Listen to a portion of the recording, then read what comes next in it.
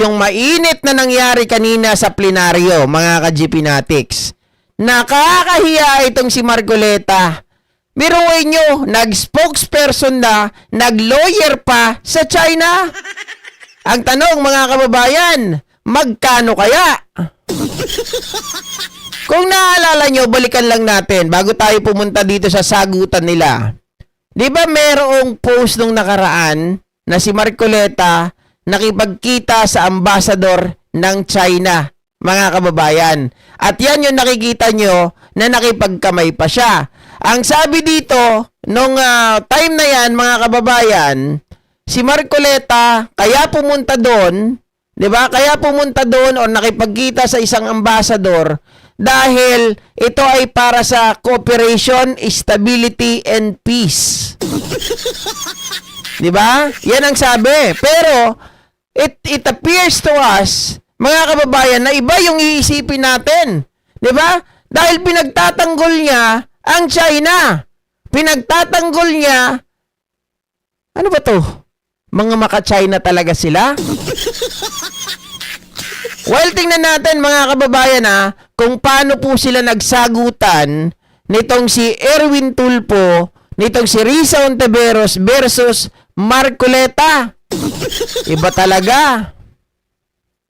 Ito, panoorin natin.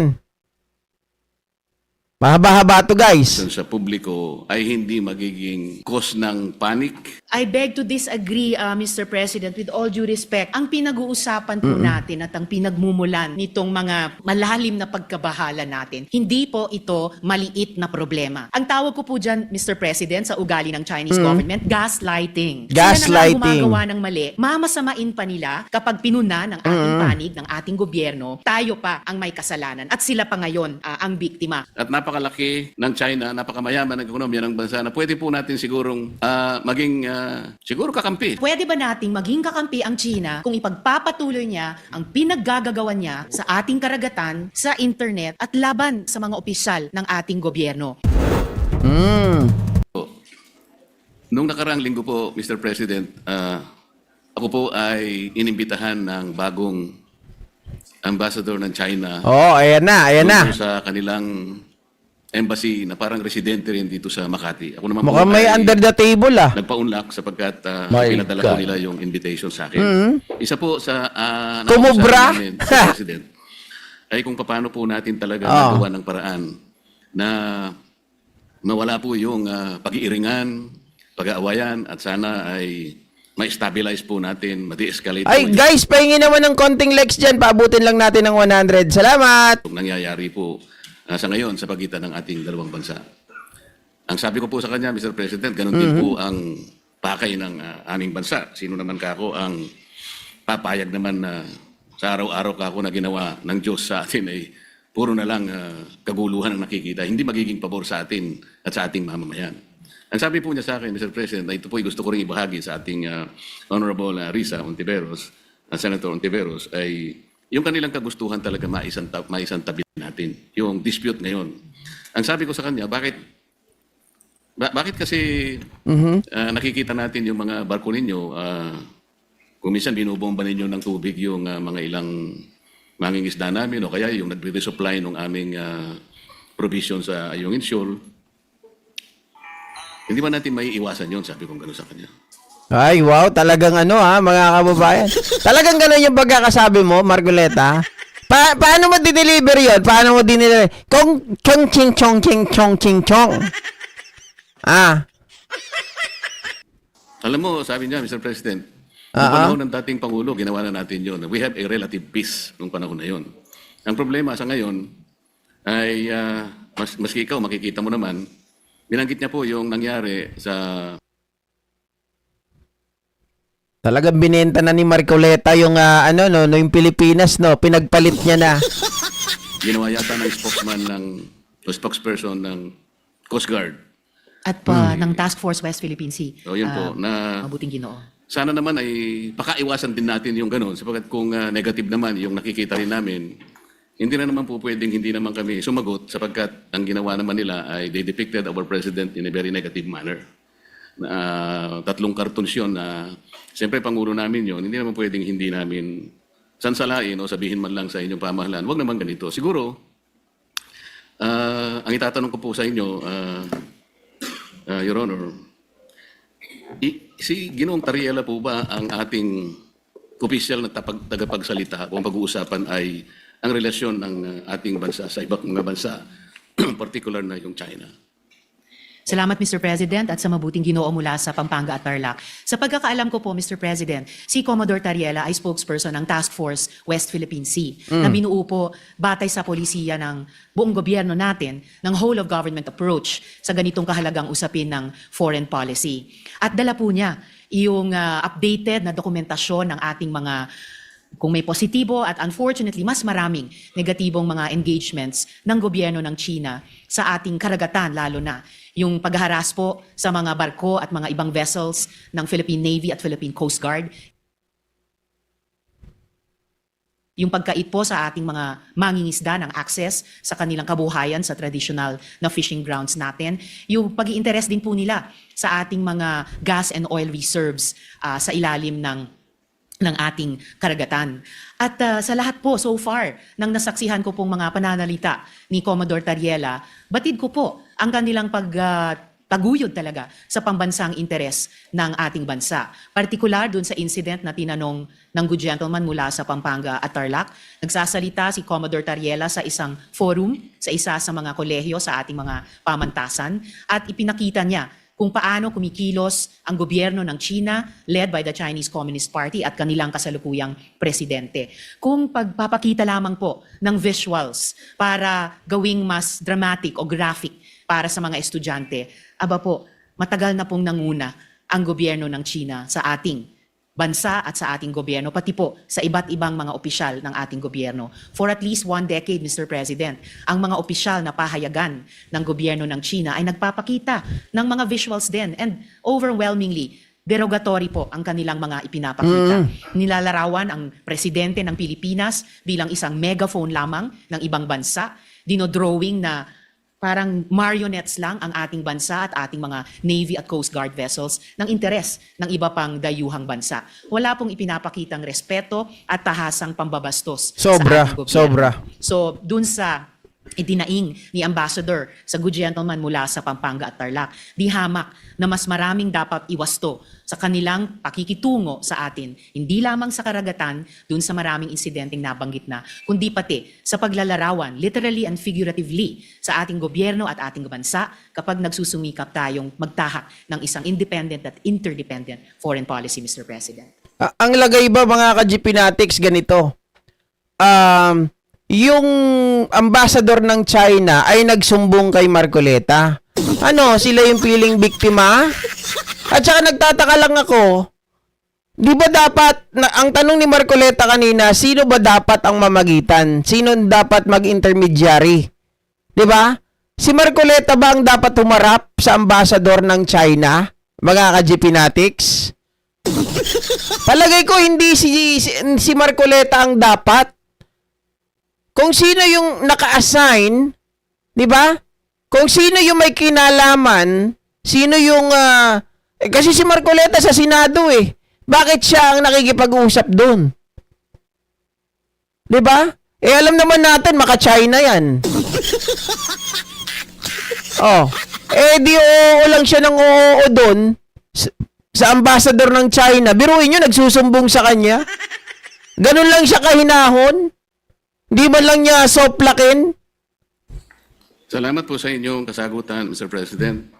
Alam ko po na si J. Tariela ay siyang tagapanguna ng Transparency Initiative. Kita mo? Sa ilalim po ng Siyang National spokesperson Security Council ng ating bansa. Ang Transparency Initiative po, Mr. President, Dapat Victoria Arevalo kasama ang PCG at si Tariela talaga dapat. Siya dapat ang makipag-ayos, siya dapat ang makipag-usap kasi siya ang spokesperson eh. 'Di ba? O samahan ng DND, Department of Foreign Affairs. Bakit si Marcoleta? Chairman ba siya ng Department of Foreign Affairs? O sabihin natin ng Committee ng Affairs? Nako ha, talagang iba yung napipil ko dito. ay yung tinatawag na assertive transparency Oh. or measured transparency. Ano po ba ang pagkakaintindi ninyo sa assertive transparency or measured transparency, Mr. President? Sa pagkaintindi ko po, Mr. President, ang assertive transparency ay ibig sabihin, isa sa publiko lahat ng mga importanteng engagement sa pagitan ng ating bansa at iba pang mga bansa, lalo na sa loob ng ating teritoryo. At particular dito, sa ating dynamic sa gobyerno ng China, ibig sabihin ay hindi magiging mahiyain ang ating gobyerno upang sabihin kapag nga may ganyang mga insidente tulad ng nagbunga ng pagkaputol ng daliri ng isang uniformed personnel natin, yung pansamantalang pagbulag at pagdinig sa ating mga personnel dahil gumagamit ng high-frequency radar o mga laser lights, at pati po yung gaya ng nabanggit na rin ng good gentleman mula sa Tarlac at Pampanga, yung pagkait na makaresupply tayo ng maayos sa ating mga personnel sa mga lugar sa loob ng ating karagatan at teritoryo. Na hindi tayo o hindi ang gobyerno magiging mahiyain sabihin ito sa ating publiko at pati sa regional at international community bilang mga bagay na lubos na ikinababahala at nais-iwasto ng ating gobyerno, whether ang legislatura o ang executive, Mr. President. Ang inyo pong binanggit, Mr. President, ay napapaloob dun sa definition ng assertive transparency. Ngunit kung inyo pong isasalang-alang, Mr. President, yung assertive transparency, ito po yung merong strategic objective na sa bawat balita na ating isa sa publiko o ipapaalam sa ating mga kababayan, ay kinakailangan meron tayong kaparaanan para sa ganun ay matiyak natin na ang ating paglalahad o pagbibigay ng impormasyon sa publiko ay hindi magiging cause ng panic, o kaya ay maaaring ma-misinterpret ng publiko. Ibig sabihin, meron pong kaakibat na responsibilidad na maiwasan natin ang hindi pagkakaunawaan. Kasi pag nagkaroon po ng misinterpretation, lalo pong lalala ang isang maliit na problema. Yun nga ang nangyayari po sa atin ngayon, Mr. President, papalaki ng papalaki. Siguro kung pakakaiwasan pa natin yung mga bagay-bagay, lalong-lalo na sa pagsasalita ni spokesperson Tariela, imbes na po siguro papaliit ang ating problema, baka lalong lumalaki. May kasabihan po kasi tayo, Mr. President, na ang Parang ang gustong sabihin ni Marcoleta, mga kababayan, manahimik na lang si Jay Tariela. Pwede ba 'yun? Matatahimikin mo yung spokesperson natin, tapos gusto mo yung Chinese or yung mga Chekwa na yan, ng mga buwaka ng nanay nila, 'di ba? Mga kababayan, nakikita nyo, post ng laban sa Pangulo natin, laban sa Pilipinas, at kung ano-ano mga pang-make news ang ginagawa nila. Yung pagbabalita ng kung ano-ano laban dito sa Pilipinas. Gusto mo, si Tariela manahimik, tapos yung mga yun, papabayaan mo lang? Uy, iba yung pagmamahal mo talaga, ha? Ano ba yan? Pagmamahal ng magkano? Oh. Nako, Marcoleta, halatado ka na. ay hindi may tutuwid ng isa pang pagkakamali. Maaaring sabihin natin, may mali ang China. Ngunit, kung halimbawa sa kanyang paghahayag ng mga bagay-bagay na maaaring malaman ng publiko tungkol sa mga inaakala nating pagkakamali o ginagawa nilang mali sa West Philippine Sea, siguro yun ay ipaalam natin sa paraan na hindi tayo makakagawa siguro ng lalo pang mas malaking pagkakamali na Ay, gusto mo itago yung mga ginagawa ng China sa West Philippine Sea? Oy! Ano to, mga kababayan? Spokesperson ng China? Ano to, pagtatakip? Dapat pinipigilan mo yung China. Dapat sila yung binabawalan mo. Bakit ganito yung ginagawa nila sa mga kababayan natin? Bakit ganito yung pinapakita nila sa West Philippine Sea? Samantalang alam naman natin, 'di ba? Oh, ayon dun sa Ay nako, Marcoleta. Hindi ko na lang tuloy Parang naiinis ako ng sobra dito. Naalala ko tuloy, mga kababayan, yung sinasabi niya na wala daw sa mapa. Wala daw sa Google ng West Philippine Sea. Mga ka-GPnatics. Parang si Digong lang eh. Tubig lang naman yan. Bakit di nyo ipamigay? Ibigay nyo na yan. Pinag-aawayan pa.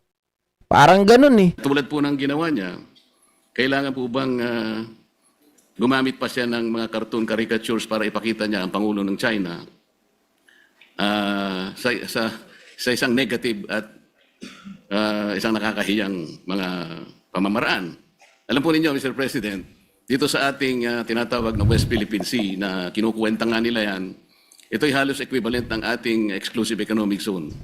Mas marami pa pong features ang Vietnam na okupado kaysa sa China. Meron din pong features na nasa loob ng ating West Philippine Sea na ngayon ay sinakop o occupied ng Malaysia. Tinanong nga ako ng Chinese ambassador, sana man lang o kaya gusto namin mangyari kung paano nyo pinakikitunguhan naman ang Vietnam sapagkat claimant din naman sila, pare-pareho tayong claimant. Sana hindi naman yung paraan na parang kami masyado naman kaming kontrabida. Yung Malaysia, nandun din naman. Pagpupunta rin naman yung barko ninyo doon, tinataboy din naman kayo. Totoo naman po yun, Mr. President. So, sa ganito pong mga sitwasyon, kaya ko po naitanong kanina, Mr. President, kung si Ginong Tariela, ang pinaka-spokesperson ng ating bansa, kung pinag-uusapan ay foreign relations. Kasi po, ito po, sa sarili po niyang statement, doon sa kanyang panel discussion organized by Strat-based ADR Institute, ganito po yung sinasabi nila, Mr. President. Not every event in the West Philippine Sea is openly released to the public. The info must first go through the Information Working Group. Ito po ay kinabibilangan ng mga sumusunod, Mr. President. DND, AFP, DFA, DOJ, National Security Council, at saka yung PC. Tama ka, Ma'am Victoria Arevalo. Nagtataka ako, bakit ginagamit na naratibo nitong si Marcoleta yung Vietnam? Hindi ito usapan ng Vietnam at ng Pilipinas o kaya ng Vietnam at ng China. Ito ay usapan na ng China at Pilipinas hinggil dyan sa West Philippine Sea. Na ito naman ay talagang inaward sa atin at ito ay parte ng ating economic zone. 'Di ba? 200 miles exclusive economic zone. Hindi mo kayang ipagtanggol? CG, yung Philippine Coast Guard. Ito po yung National Task Force sa West Philippine Sea. Kapag ka po yung IWG, ito po yung, ay na-process na po yung information at nagkaroon ng desisyon na i-release. Tsaka lamang po i-release. Ibig sabihin po nito, talagang pinakaiingatan din natin na kahit paano ay makagawa tayo ng diplomatic kings or whatever. Ganun po dapat sana ang magpakaingat sana sila. Lalong-lalo na nga po ay meron na nga tayong problema. Ma'am Leticia. Naman po kasi sa mga bansa na merong ganitong disputes. Kagaya po ng sinasaad po ng ating Book 4, Title 2, Chapter 1 ng ating Executive Order 292, Mr. President. Ito po yung tinatawag nating Administrative Code of the Philippines. Pagka pinag-uusapan po ay foreign relations talaga, ay ang Department of Foreign Affairs ang dapat po sana ang opisyal na magpapaliwanag o magko-convey ng ganong klaseng pagpapaliwanag o anumang gustong i-convey sa ating mga karatig bansa. Ginoong Pangulo, masasabi po ba natin na si Ginoong Tariela ay nakikipag-coordinate sa bawat salitang bibitawan niya sa publiko, lalong-lalo na yung sinasabi niya na kailangan informahan ng public? Kiniklear po niya kaya ito sa Department of Foreign Affairs, gayong ito ang official organ ng ating pamahalaan. Parang nakikita ko rin dito, mga kababayan, ito ay propaganda laban kay Tariela. Kasi si Tariela, ang nag-iisa, mga kababayan, nag-iisa. Well, hindi pangit siguro gamitin yung nag-iisa, pero isa sa mga pinakamatapang na humaharap talaga at lumalaban dito po sa China at inilalaban yung ating West Philippine Sea. Diba? Pero yan ay sinisira ni Marcoleta sa pamamagitan po ng mga tanong niya na ito sa plenaryo. Diba? Gusto niyang hanapan ng butas si Jay Tariela. Hinahanapan niya ng butas. Kasi siguro yun ang sinabi sa kanya nung Chinese ambassador nung sila po ay nagharap, di ba? Para sa ganun ay maiwasan po natin ang lalo pang pagkakamali. Sa tingin ko po, Mr. President, dahil meron tayong pong presumption of regularity, lalo na sa pagitan ng legislatura at saka ng executive, opo, nananalig ako na nagko-coordinate si Commodore Tariela, nagko-coordinate ang buong National Task Force on the West Philippine Sea sa lahat ng mga departamento na bumubuo at gumagabay sa kanila, lalo na ang Department of Foreign Affairs. At bilang miyembro ng legislatura, hindi po ako makikialam kung ano ba ang mga dynamics nila or kung maganda ba or hindi maganda ang kanilang working relationship on any one day or the other. Basta para sa akin po, bilang isang mambabatas, meron akong presumption of regularity dun sa pagkilos ng buong National Task Force on the West Philippine Sea, and in this particular case, lalo na kay Commodore Tariela. Gusto niya pang sabihin na si Tariela mali-mali yung ginagawa, dapat palitan na. Parang ganon, mga kababayan. Ang gusto niyang palabasin na itong si Tariela ay bara-bara. Siya ang nagiging dahilan ng away ng Pilipinas at ng China. So dapat na tong alisin sa kanyang pwesto. Yun ang gustong mangyari ni Marcoleta. Indirect, yung kanyang pagkakasabi, mga kababayan, syempre hindi naman niya pwedeng sabihin na pwede bang tanggalin na lang natin yan kasi siya yung pinagsisimulan ng away dahil sa kanyang mga sinasabi. Hindi yun ang binanggit niya. Pero ganon ang gusto niyang puntuhin. And i-shift po natin o lakihan po natin yung magnifying glass na meron po Sir tayo. Antonio, Ang Daya. problema po ay hindi kay Commodore Tariela. Ang problema talaga ay sa kondukta ng Chinese government. Tama! Sa kasalukuyang dynamics. Tama! Sumasakit ang loob nila dahil ayon sa kanila masyado naman silang kontrabida. I'm sorry, in this particular case, sila talaga ang pinaka-kontrabida. Hindi po nila pwedeng sabihin na mas marami namang ino-occupy ang Vietnam, may mga kasalanan din ang Malaysia. Opo, alam natin may iba't ibang claimant country sa buong South China Sea at yung iba ay kumbaga karibal din natin sa mga claims natin bilang Pilipinas. Pero hindi naman ina-attack ng Vietnamese Navy ang Navy at Coast Guard natin. Hindi naman dinedenay ng Malaysia ang mga mangingisdang Pilipino pangisda sa sarili po nating karagatan. Ay, pahiya! Ay, pahiya! Oo, claimant din ng Vietnam at Malaysia. Pero tama, mga kababayan, hindi naman katulad ng China yung ginagawa sa atin. Although mayroong mga teritoryo sila doon na, di ba, na nakapwesto na sila, pag tayo ay pumupunta doon, tinataboy, pero sa maayos na paraan. Hindi sa pamamagitan ng dahas, na tayo ay wina-water cannon, na tayo, mga kababayan, binubunggo yung ating mga ship. Diba? Hindi ganoon ang ginagawa nila, Marcoleta. Bakit pinagtatanggol mo ang China? Oh. At I beg to disagree, Mr. President, with all due respect sa Ginoo mula sa Pampanga at Tarlac. Ang pinag-uusapan po natin at ang pinagmumulan nitong mga malalim na pagkabahala natin, hindi po ito maliit na problema. Napakalaking problema po nito. Isa sa pinaka-malaking problema natin sa ngayon. At ayaw nating magpanic, ayaw nating mag-misinterpret, pero saan ba nagsisimula ang maaring ikatakot? Saan ba nagsisimula ang hindi lang maaring, kundi nagigit talagang pagmumulan ng hindi pagkakaintindi? Yun po, in largest part, dahil sa kondukta ng Chinese government laban sa atin, lalo na sa karagatan, at ngayon, gaya po ng nabanggit ko kanina, pati na po sa internet, na kumbaga, sila nga ay nagiging problematic sa atin, gusto man natin pareho na lutasin ito, pero bukod sa ginagawa nila sa atin sa ating laot, sa Navy, Coast Guard, mga mangingisda, sa ating buong sambayanan, gusto pa nila patahimikin kapag may mga pinuno ng gobyerno sa executive man o dito po sa legislature na magrereklamo. Ang tawag ko po dyan, Mr. President, sa ugali ng Chinese government, gaslighting.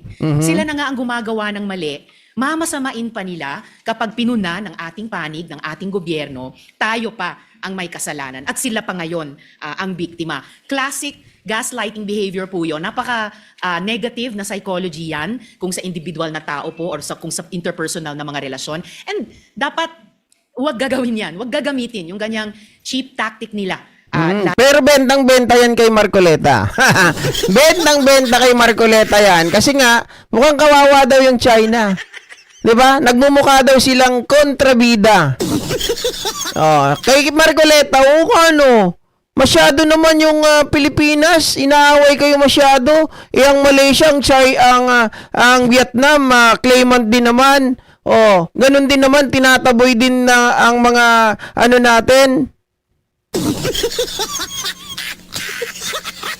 Parang tanga. Lalo na po sa foreign relations, lalo na kung totoong gusto nilang lutasin natin ng maayos ang hindi maliit, kundi napakalaking problema nito, Mr. President.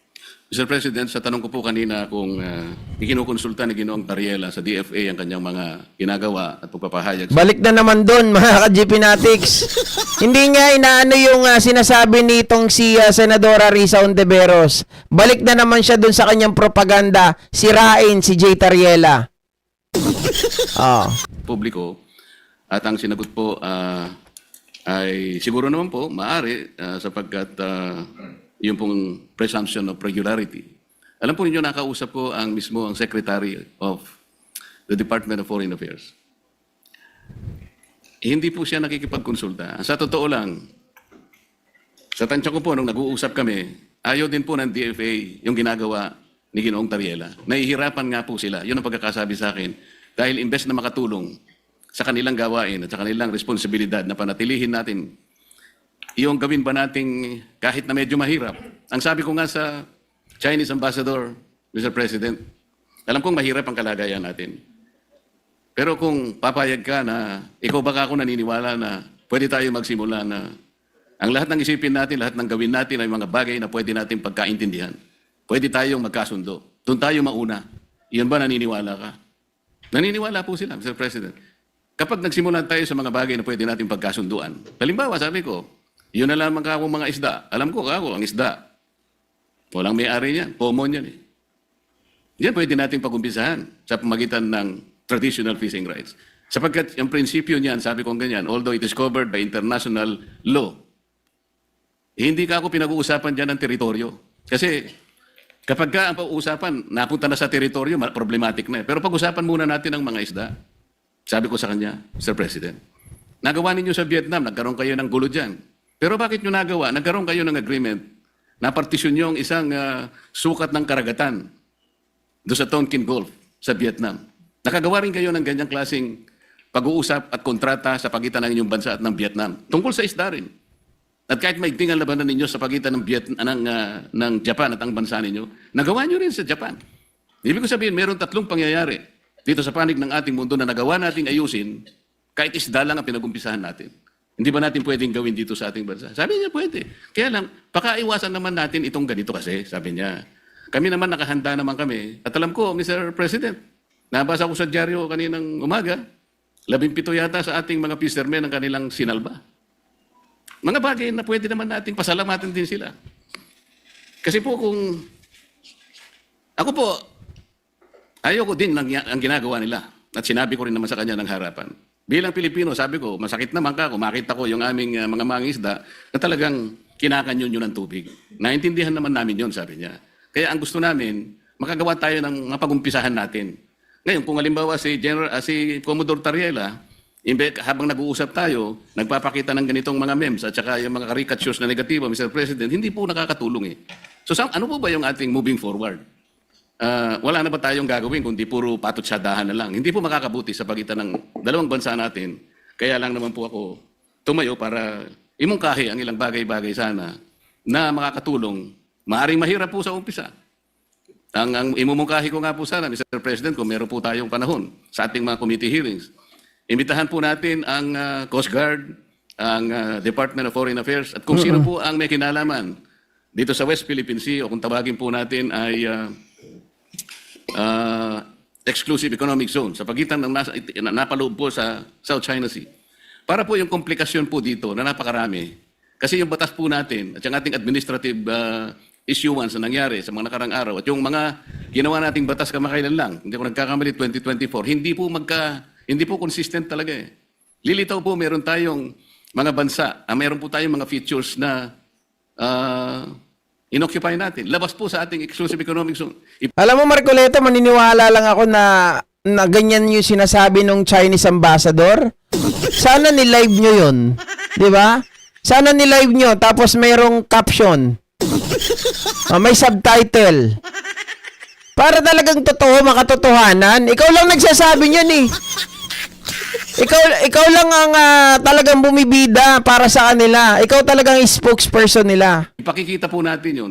Kasi kung wala tayong masusing pag-aaral, nababanggit ko nga po kung minsan, Mr. President, hanggang ngayon, wala po talagang malinaw na coordinates kung ano ba talaga ang pinaka-area ng ating West Philippine Sea o Exclusive Economic Zone. Siguro magsimula po tayo doon kasi yung iba, Yan na naman siya. Ibig sabihin, wala na naman ang West Philippine Sea. Ulitin na naman niya yung naratibo niya. Napahiya ka na dyan dati. Tapos ngayon, hindi pa malinaw yung coordinates. Hanap ka na naman ng paraan. information na po yung lumalabas eh. Napaka-komplikado po nito kung pag-uusapan po natin yung mga features na yan at kung ang magiging centerpiece po ng ating foreign policy, pag-awayin na lang natin ang mga bato sa South China Sea. Palagay ko po nalilihis po tayo. May malaki po sigurong mga dapat pag-usapan at napakalaki ng China, napakamayaman ng ekonomiya ng bansa na pwede po natin sigurong maging siguro kakampi sa mga darating pong mga panahon kung maisasantabi po natin ang Isa pa yung DFA. Ang alam ko sa